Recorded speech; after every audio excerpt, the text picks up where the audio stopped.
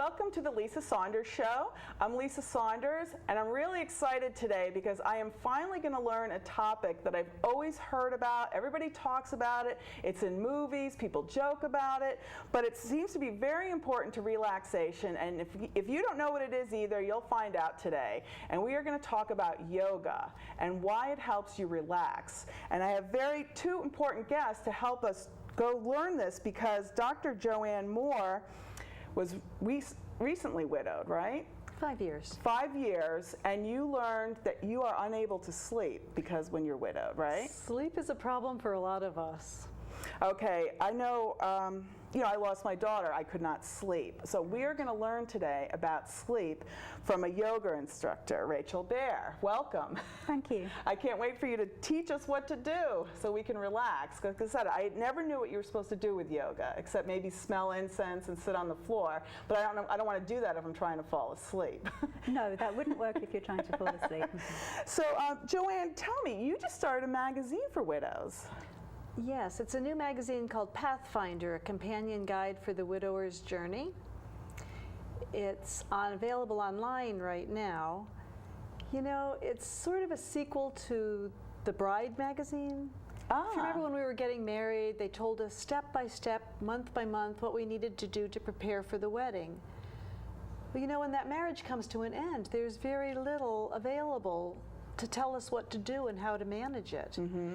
And so this magazine explores strategies for living a joyful and meaningful life after this loss. It tells stories about people who have gone on to live successfully, not only in today, but in historical terms as well. And we tap experts in all sorts of fields because we have to make decisions about everything. Right. Suddenly you have to learn when to have the roof checked or your gutters checked. Taxes, never mind that, with your inheritance. Your magazine, that goes over all of that, right? Goes over financial matters, spiritual, returning to work, how to resume your friendships again, how to maybe start dating if you think that that's something that you'd like to do. There's poetry and book reviews, photography. It's just a wonderful way for us to learn from each other how to manage this next stage of life. Now, do you think some of this was born not only from you becoming a widow, but also because you're a physical therapist? You're very concerned about health, because I know a lot of your magazine is about health, and that's why we're covering insomnia. Exactly. After loss. What is insomnia? How do you define it? Insomnia is not getting enough sleep. Just simple as that. It's as simple as that. And the need will vary between people. Some people need more sleep than others. But just not being able to get to sleep and get a good solid night's sleep. Now, why is sleep so important? I mean, I think it's important just because I'm in a bad mood if I don't get enough sleep. But are there other health reasons aside from being in a bad mood that you should take it seriously if you can't sleep? Well, it is very important for mental health and physical health. Do you think, I mean, I've heard it said that you gain weight easier if you're not sleeping. Is that true? Because you're awake eating more, or because it's something with your metabolism? Well, actually, there is a hormone that comes out during sleep that allows you to go 10 hours without being hungry, and then that hormone starts to come back again in the morning when you wake up. But if you go without, you never get that hormone acting in, so you do feel hungrier. Oh, so there really is a physiological reason for it. In addition, you know, when you're tired, you go for that sugary snack to help you get through that next hour. Right. And while it works temporarily, it leads to being overweight, which makes you more tired. So it's very counterproductive. Now, I went online to see what your magazine looked like. Now, I do write for your magazine, so I knew the general articles that you had. But I finally clicked on the picture of you before and after. You've lost a lot of weight. I did. I've lost 50 pounds. It was shocking. It was really exciting to see the before and now you after. And did you lose this weight after your husband passed away? Yes, I did. Did you gain the weight because you were taking care of him? I had been a caregiver for a long time. For 15 years, I took care of my mother-in-law and had a lot of insomnia because she didn't sleep through the night. And then my husband was ill for a number of years as well. And you know, one cookie a day kind of adds up when you comfort eat. So. Okay, so when did you start yoga? Before we get into it, or do you have other techniques that you use to help you sleep? The techniques that I use to help me sleep do include the breathing and relaxation techniques that I probably started in the mid-1970s. So you've been doing, and that's called yoga? Is that what yoga is? Like I said, all I know is incense and you sitting in this lotus position. What else is yoga? Well, yoga means union, union of the mind, body, and the spirit. And the most important part of yoga actually is the breath work. You can call it yoga if you're only doing the breathing without doing any of the poses. So if I just breathe in and out and they do it in a way that you teach me, I can tell somebody I did yoga? Yes, you can, because it's focusing, and the kind of three-part breathing that we're going to learn today, it really helps to clear your mind. And because you're so focused on your breathing, all of that chatter that goes on in your head when you're trying to get to sleep or focus on anything, you can't focus on that because you're focusing on your breathing. So it brings you right to the present moment, that you are only in this present moment, and that right now that is all that matters. That's great, because you know, I mean, honestly, the way I get to sleep is I turn on Turner Classics. I can't sleep unless I have a black and white movie on with no commercials. That's how I sleep. But I'm sure it would be better for me to breathe, right? Probably would be better without the distraction of the lights flickering on and off. Because I heard that's bad for you. That can lead to distracted sleep. Because I didn't sleep either for years when I was taking care of my daughter, because she didn't sleep. And I've really never gotten into a good sleeping pattern. Do you sleep through the night, or what do you use? If you can't sleep through the night, what do you do? There are a few strategies that I've learned. I think Joe died at 2 o'clock in the afternoon, and at 10 o'clock that night I was in the bed, and I looked at his place empty and was horrified. I immediately went over and lay on his side of the bed. Really? And I've been there ever since, and I have found that sleeping on his side of the bed makes me not have to look at that empty place. So that's one of your techniques that you would tell somebody? That's one of my techniques. Another technique I learned from my social worker at the Brigham and Women's. I had a repetitive memory going through my mind, and I just couldn't stop it. She said, write it down, because that repetitive thought is your brain trying to remember that incident. So just write it down and you won't have to remember it. And that really worked. So now if I have a memory that's keeping me awake, something that I feel guilty about or angry about or sad about, I find that if I write it, it goes away. That's interesting, because I know sometimes if I'm bothered by something, I'm going over and over and over it, and I don't know why I'm doing that, because I'm trying to figure it out. But I just find that writing is healing in general. Really is. So maybe if I'm having a tormenting thought, that's something to do, is writing. And then that would also come in with yoga, right? I mean, do you also, after you write it, would you also, if you're having trouble falling asleep, the breathing techniques I do whenever I'm under any kind of stress. Now, you were willing to do a demonstration today, right? That's right. Okay. Go ahead. Show us, how would you, what happened? Would you go to her? Would you call her and say, I need to learn how to do some yoga? Yeah, or, Rachel is a teacher. Yeah, you can call me. I do some local classes, or I can do individual sessions. Yeah. Okay, do you have videos of yourself doing it? I have a chair yoga DVD available called Functional Chair Yoga, and that does some breathing exercises at the very beginning. Okay.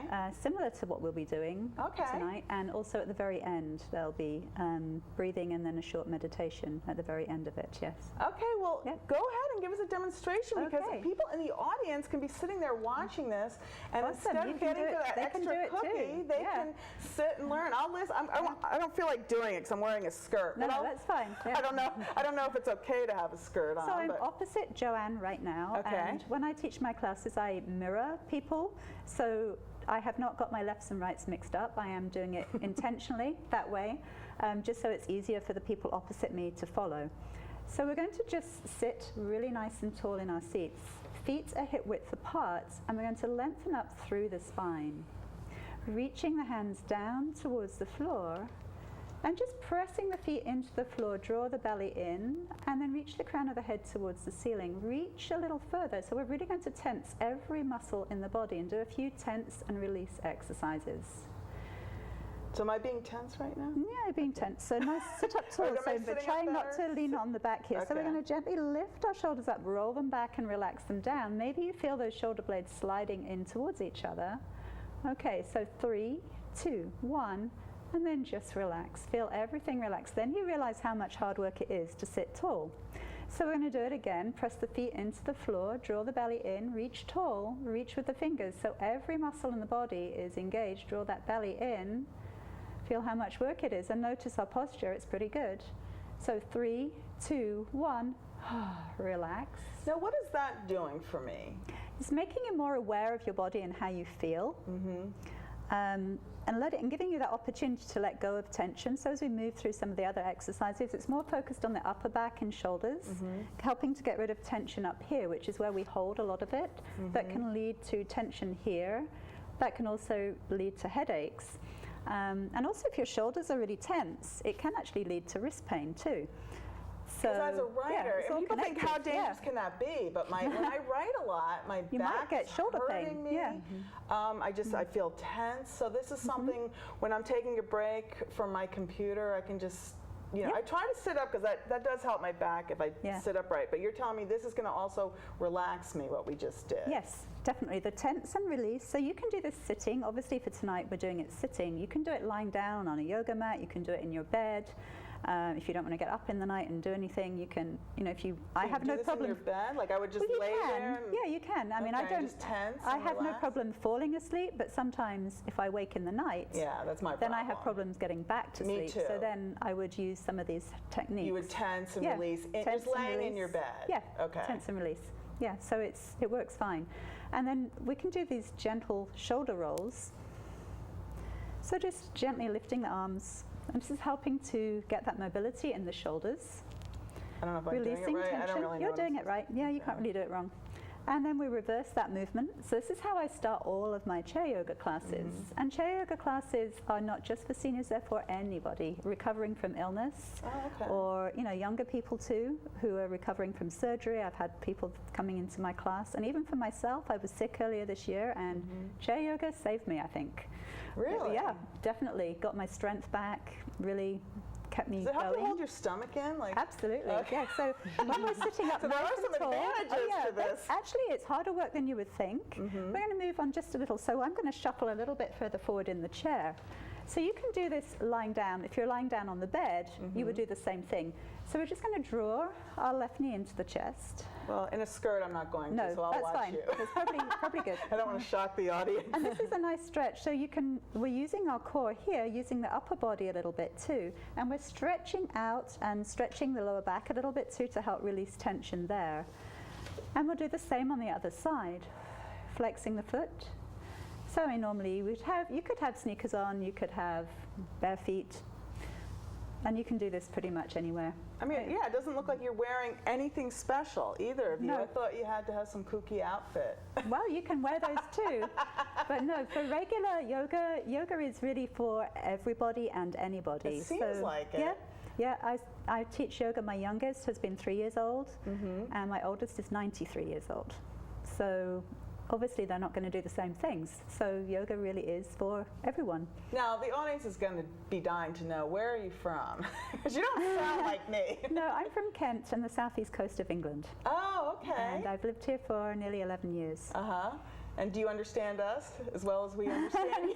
Pretty much. Although it's surprising, the same language, there are some differences. So, I know. Yeah. Like I just finally found out from meeting a British person what tosser means. Because I watch a lot of British murder mysteries. Because I think they really know how to kill people there. Yes. You know? Yeah. And so I watch a lot of those shows, and sometimes I have no idea what they're talking about. Yeah. And sometimes I have to put on the subtitles because I can't understand what they're saying. That's true. But your accent, I hear you absolutely clearly and perfectly. Thank Do you you. think it's because you've lived here 11 years, or because your accent isn't as strong, or I don't know how to say it, but I think that actually my 2 boys lost their accents soon after we moved here.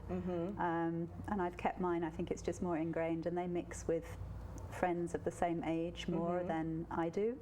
So moving on to our breathing. So we're going to just place our left hand on our belly. You don't have to do it. And our right hand just on the chest.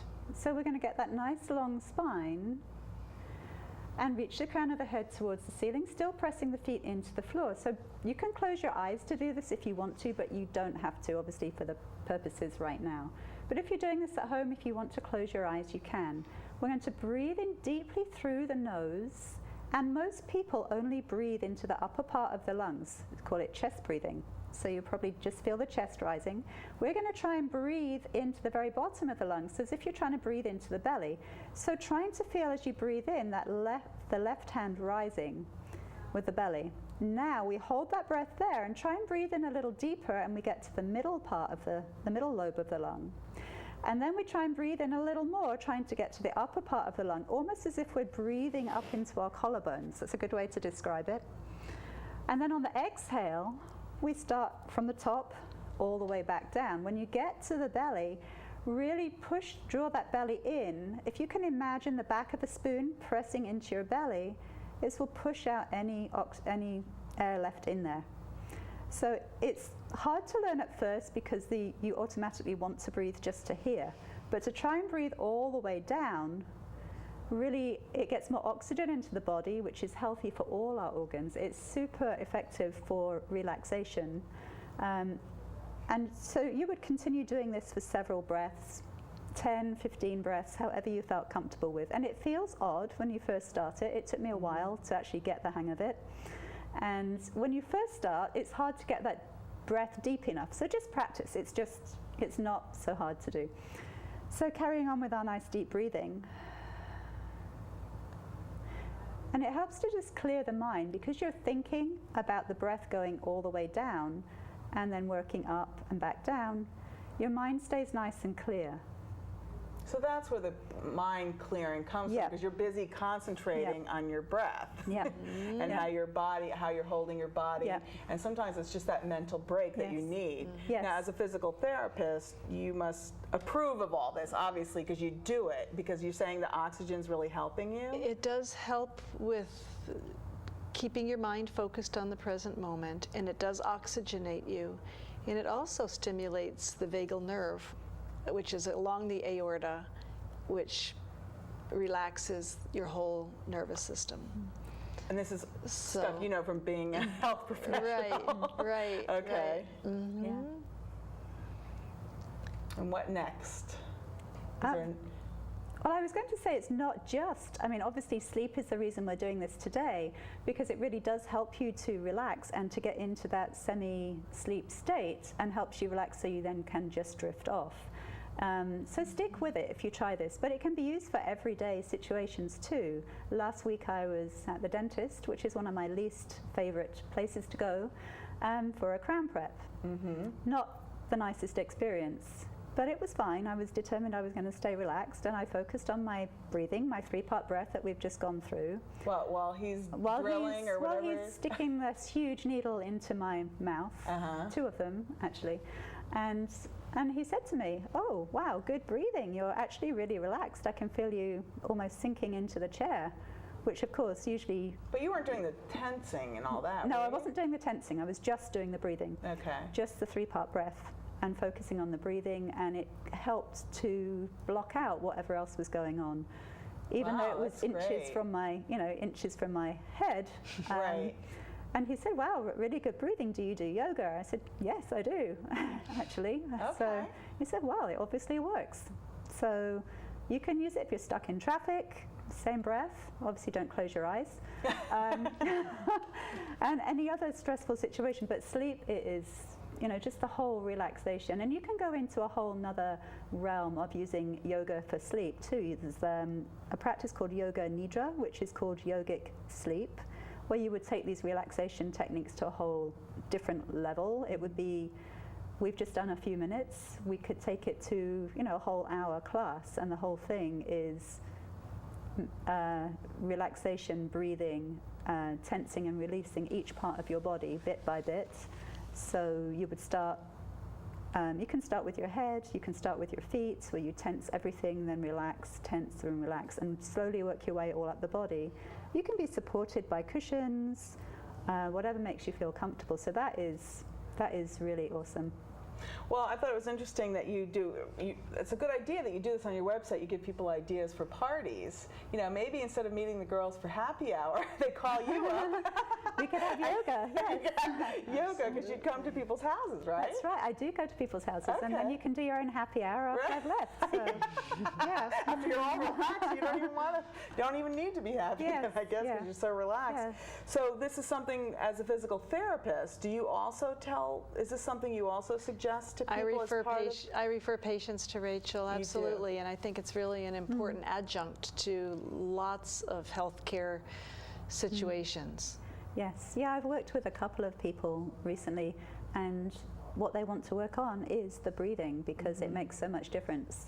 So not those, people imagine yoga as being those really hard postures where you twist into a pretzel, and yes, it can be that. There's a lot of those And what's poses this I for? can't do. What do you do? That's to just stretch different parts of the body, Oh, you know, okay. and So it's just just to keep stretch and strengthen. Yeah, stretching, but some stretching. crazy poses, which are great, but they're definitely not for everyone. Whereas, you know, the breathing is, everyone breathes. We just need to learn to do it in a healthier way. Now, Joanne, how are people going to get information from your magazine, like what we just covered, yoga? You're going to have an article on yoga? Our September issue has an article on insomnia, Okay. and we'll certainly in the future have articles on yoga. Okay. But Great. the September issue will have the insomnia. There's so much biology. The reward for doing this kind of yoga is changes in your brain. During the day, the body builds up two chemicals, adenosine and, you know the one, everybody knows this one, melatonin. As those levels start to increase during the day, it makes us feel drowsy by evening. When we fall asleep, researchers at University of Rochester have found that our brain cells shrink a little bit, allowing more space between the cells so that it's easier for the house cleaning to pull out the metabolites of metabolism and toxins from the brain. Oh, really? This happens during sleep? During sleep, all that happens, during deep sleep. And so when in the morning you wake up feeling refreshed. So the reward for this is getting into deep sleep so that your body can do its house cleaning, so that in the morning you can wake up refreshed. Also during sleep, you cement the memories of today. You develop your short-term memories during sleep, during the first 2 cycles of sleep. Then during the last 2 cycles of the night, you start to develop creativity. So that's why you'll have crazier dreams in the morning. Really? That's why. In the beginning, you define reality. In the second half of the night, you start to explore strategies to deal with that reality, and your creativity starts to kick in. So if you miss out on either form of sleep, you have problems with memory, and you have problems finding creative solutions to your problems. And widows have a lot of decisions to make. They can't not be thinking clearly, and they can't not be remembering things. Yeah. And this is what your magazine is geared to help them do. This whole magazine is dedicated to helping people find strategies to a joyful and meaningful life, to helping people find their path. There's no one right way for everybody, and so we're going to talk about lots of ways to be find healthy, sleep or to find sleep, to find good health, physical, emotional, and spiritual. All these are covered in this magazine.